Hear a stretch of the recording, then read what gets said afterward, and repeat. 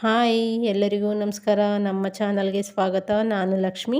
ಇವತ್ತಿನ ರೆಸಿಪಿ ಬಂದು ತೊಂಡೆಕಾಯಿ ಪಲ್ಯ ಮಾಡುವುದು ಹೇಗೆ ಅಂತ ತೋರಿಸ್ತಾ ಇದ್ದೀನಿ. ಇನ್ಸ್ಟೆಂಟ್ ರೆಸಿಪಿ ಅಂತಲೇ ಹೇಳ್ಬೋದು. ತುಂಬಾ ಚೆನ್ನಾಗಿರುತ್ತೆ, ತುಂಬಾ ಟೇಸ್ಟಿಯಾಗಿ ಬರುತ್ತೆ. ಬ್ಯಾಚುಲರ್ಸು, ಸ್ಕೂಲ್ಗೆ ಹೋಗೋ ಮಕ್ಕಳು ಕೂಡ ಈ ರೆಸಿಪಿನ ಮಾಡ್ಬೋದು. ಅಷ್ಟು ಈಸಿಯಾಗಿ ತೋರಿಸ್ತಾ ಇದ್ದೀನಿ. ಬನ್ನಿ, ಬೇಕಾಗಿರುವ ಸಾಮಗ್ರಿಗಳು. ಮೊದಲಿಗೆ ನಾವಿಲ್ಲಿ ಅರ್ಧ kg ತೊಂಡೆಕಾಯಿ ನೀಟಾಗಿ ವಾಶ್ ಮಾಡಿ ಈ ಥರ ಸಣ್ಣದಾಗಿ ಕಟ್ ಮಾಡಿ ತೊಗೊಂಡಿದ್ದೀವಿ. ಹಂಗೆ 2 ಮೀಡಿಯಮ್ ಸೈಜು ಈರುಳ್ಳಿ, 5ರಿಂದ 6 ಹೆಸರು ಬೆಳ್ಳುಳ್ಳಿ, ಹಾಗೆ 2 ರೆಂಬೆ ಕರಿಬೇವು ಸೊಪ್ಪು, 1 ಹಿಡಿ ಕೊತ್ತಂಬರಿ ಸೊಪ್ಪು ಸಣ್ಣದಾಗಿ ಕಟ್ ಮಾಡಿ ವಾಶ್ ಮಾಡಿ ತೊಗೊಂಡಿದ್ದೀವಿ. ಹಾಗೆ 2 ಟೊಮೊಟೊ ಸಣ್ಣದಾಗಿ ಕಟ್ ಮಾಡ್ಕೊಂಡಿದ್ದೀವಿ. ಹಾಗೆ 2 ಟೇಬಲ್ ಸ್ಪೂನ್ ಒಣ ಕೊಬ್ಬರಿ ತುರಿ, 3 ಟೇಬಲ್ ಸ್ಪೂನ್ ಕಡಲೆ ಬೀಜ, 1 ಟೇಬಲ್ ಸ್ಪೂನ್ ಹುರಿಗಡಲೆ, 1 ಟೇಬಲ್ ಸ್ಪೂನ್ ನಾವಿಲ್ಲಿ ಎಳ್ಳನ್ನು ಉಪಯೋಗಿಸ್ತಾ ಇದ್ದೀವಿ. ಎಲ್ಲದನ್ನು ಫ್ರೈ ಮಾಡಿ ತೊಗೊಂಡಿದ್ದೀವಿ. ಹಾಗೆ ಒಣ ಕೊಬ್ಬರಿ ಒಂದು ಬಿಟ್ಟು ಇನ್ನು ಪ್ರತಿಯೊಂದು ನಾವು ಹುರಿದು ತೊಗೊಂಡಿರ್ಬೋದು. ನೋಡಿ, ಕಡಲೆ ಬೀಜ ಹುರಿದುಬಿಟ್ಟು ಸಿಪ್ಪೆ ತೆಗೆದು ನಾವು ಸೇರಿಸ್ಕೊತಾ ಇದ್ದೀವಿ.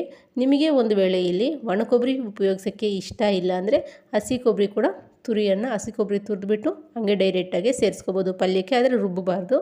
ಈ ಥರ ಒಣ ಕೊಬ್ಬರಿ ಉಪಯೋಗಿಸಿ ಮಾಡಿದ್ರೆ ತುಂಬಾ ಟೇಸ್ಟಿಯಾಗಿರುತ್ತೆ. ಪಲ್ಯ ಕೂಡ ತುಂಬಾ ಚೆನ್ನಾಗಿರುತ್ತೆ. ತಪ್ಪದೆ ಈ ಥರ ಕೂಡ ಒಮ್ಮೆ ನೀವು ಟ್ರೈ ಮಾಡಿ. ಇವಾಗ ಇದನ್ನು ಫ್ರೈ ಮಾಡುವ ವಿಧಾನ.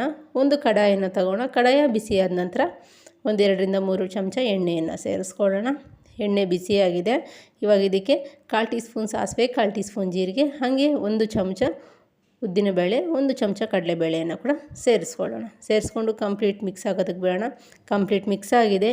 ಈ ಟೈಮಲ್ಲಿ ನಾವು 2 ಒಣಮೆಣ್ಸಿನ್ಕಾಯಿ, 2 ರೆಂಬೆ ಕರಿಬೇವು ಸೊಪ್ಪನ್ನು ಸೇರಿಸ್ಕೊತಾ ಇದ್ದೀವಿ. ನಿಮಗೆ ಒಣಮೆಣ್ಸಿನ್ಕಾಯಿ ಬೇಡ ಅಂದರೆ ಹಸಿಮೆಣ್ಸಿನ್ಕಾಯಿ ಕೂಡ ಸೇರಿಸ್ಕೋಬೋದು, ಅಥವಾ 2 ಕೂಡ ಉಪಯೋಗಿಸ್ಕೋಬೋದು. ಆದರೆ ನಾನು ಇಲ್ಲಿ ಒಣಮೆಣ್ಸಿನ್ಕಾಯಿ ಮಾತ್ರನೇ ಉಪಯೋಗಿಸ್ತಾ ಇದ್ದೀನಿ.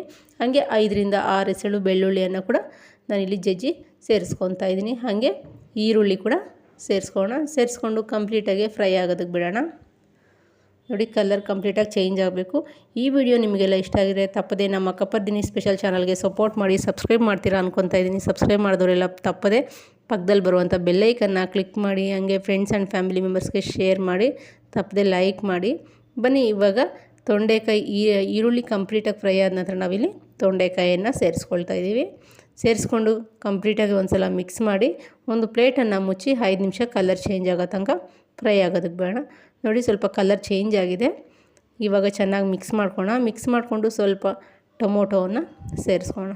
ಸಣ್ಣದಾಗಿ ಕಟ್ ಮಾಡಿ ತೊಗೊಂಡಿರುವಂಥ ಟೊಮೊಟೊ ಕೂಡ ಸೇರಿಸ್ಕೊಂಡು ಹಾಗೆ ರುಚಿಗೆ ತಕ್ಕಷ್ಟು ಉಪ್ಪು, ಖಾರಕ್ಕೆ ಖಾರದ ಪುಡಿ, ಅರಿಶಿಣ 1/4 ಟೀ ಸ್ಪೂನ್ ಅರಿಶಿಣ ಕೂಡ ಸೇರಿಸ್ಕೊಳ್ಳೋಣ. ನಾವು ಉಪ್ಪು ಈ ಟೈಮಲ್ಲಿ ಸೇರಿಸ್ಕೊಳ್ಳೋದ್ರಿಂದ ಟೊಮೊಟೊ ಬೇಗನೆ ಫ್ರೈ ಆಗುತ್ತೆ ಸಾಫ್ಟಾಗೆ. ಹಾಗೆ ತೊಂಡೆಕಾಯಿಗೂ ಕೂಡ ಉಪ್ಪು ಖಾರ ಎಲ್ಲ ಕರೆಕ್ಟಾಗಿ ಹಿಡಿತೈತೆ. ಹಾಗಾಗಿ ನಾವು ಈ ಟೈಮಲ್ಲೇ ಸೇರಿಸ್ಕೋಬೇಕಾಗತ್ತೆ. ಸೇರಿಸ್ಕೊಂಡು ಚೆನ್ನಾಗಿ ಮಿಕ್ಸ್ ಮಾಡ್ಕೊಳ್ಳೋಣ. ಚೆನ್ನಾಗಿ ಮಿಕ್ಸ್ ಆಗಿದೆ ನೋಡಿ. ಇವಾಗ ನಾವು ಒಂದು ಅರ್ಧ ಬೌಲಷ್ಟು ನೀರನ್ನು ಸೇರಿಸ್ಕೊಳ್ಳೋಣ. ನೀರು ಜಾಸ್ತಿ ಸೇರಿಸ್ಕೊಳ್ಳೋಕೆ ಹೋಗಬೇಡಿ. ಜಸ್ಟು ಆಲ್ರೆಡಿ ಒಂದು ಸ್ವಲ್ಪ ಬೆಂದಿದೆ, ಒಂದು 0.5% ಬೆಂದಿದೆ ತೊಂಡೆಕಾಯಿ. ಇನ್ನೊಂದು 0.5%ಗೆ ಒಂದು 1/4 ಬೌಲಷ್ಟು ನೀರು ಸೇರಿಸ್ಕೊಂಡ್ರೆ ಸಾಕು, ಅಥವಾ ಒಂದು 4ರಿಂದ 5 ಚಮಚ ನೀರು ಸೇರಿಸ್ಕೊಂಡ್ರೆ ಸಾಫ್ಟಾಗಿ ಬೆಂದೋಗುತ್ತೆ. ನೀರು ಜಾಸ್ತಿ ಸೇರಿಸ್ಕೊಂಡ್ರೆ ತುಂಬ ಟೈಮ್ ತಗೊಳುತ್ತೆ. ಪಲ್ಯ ನೀರು ಇರಬಾರ್ದು ಪಲ್ಯದಲ್ಲಿ. ಹಾಗಾಗಿ ನೋಡಿ, ನಾನು 10 ನಿಮಿಷ ಕುದಿಸ್ಕೊಂಡಿದ್ದೀನಿ. ನೀರೆಲ್ಲ ಎಳ್ಕೊಬಿಟ್ಟಿದೆ. ಇಷ್ಟ ಆದರೆ ಸಾಕಾಗುತ್ತೆ. ಇವಾಗ ಕಂಪ್ಲೀಟಾಗಿ ಒಂದು ಸಲ ಮಿಕ್ಸ್ ಮಾಡಿ ತೋರಿಸ್ತಾ ಇದ್ದೀನಿ ನೋಡಿ. ಎಲ್ಲೂ ಕೂಡ ನೀರಿನ ಅಂಶ ಇಲ್ಲ. ಒಂದು ವೇಳೆ ನಿಮಗೆ ಗ್ರೇವಿ ಥರ ಇರಬೇಕು ಅಂದ್ಕೊಂಡ್ರೆ ನೀರು ಹಾಕ್ಕೋಬೋದು. ಇವಾಗ ನಾವು ರುಬ್ಬಿ ತೊಗೊಂಡಿರುವಂಥ ಪೌಡರನ್ನು ಸೇರಿಸ್ಕೊಳ್ಳೋಣ. ಕಡಲೆ ಬೀಜ ಮತ್ತು ಒಣ ಕೊಬ್ಬರಿ ಪೌಡರನ್ನು ಸೇರಿಸ್ಕೊಳ್ಳೋಣ. ಲಾಸ್ಟಲ್ಲಿ ಸ್ವಿಮ್ಮಲ್ಲಿ ಇಟ್ಕೊಂಡೆ ಸ್ಟವನ್ನು ಸೇರಿಸ್ಕೊಳ್ಳಿ, ಏಕೆಂದರೆ ಬೇಗನೆ ಸೀದೋಗ್ಬಿಡುತ್ತೆ. ಆಲ್ರೆಡಿ ನಾವೆಲ್ಲ ಫ್ರೈ ಮಾಡಿ ಪೌಡರ್ ಮಾಡ್ಕೊಂಡಿದ್ದೀವಿ. ಹಾಗೆ ಸ್ವಲ್ಪ ಕೊತ್ತಂಬರಿ ಸೊಪ್ಪನ್ನು ಸೇರಿಸ್ಕೊಂಡು ಚೆನ್ನಾಗಿ ಮಿಕ್ಸ್ ಮಾಡೋಣ. ಮಿಕ್ಸ್ ಮಾಡಿಬಿಟ್ಟು ಇವಾಗ ನಾವು ಒಂದು ಬೌಲ್ಗೆ ಸರ್ವ್ ಮಾಡ್ಕೊಳ್ಳೋಣ. ನಾನಿದು ಚಪಾತಿ ಮತ್ತು ರೈಸ್ ಜೊತೆ ಸೈಡ್ ಡಿಶ್ ಥರ ಸರ್ವ್ ಮಾಡ್ಕೊಳ್ತಾ ಇದ್ದೀನಿ.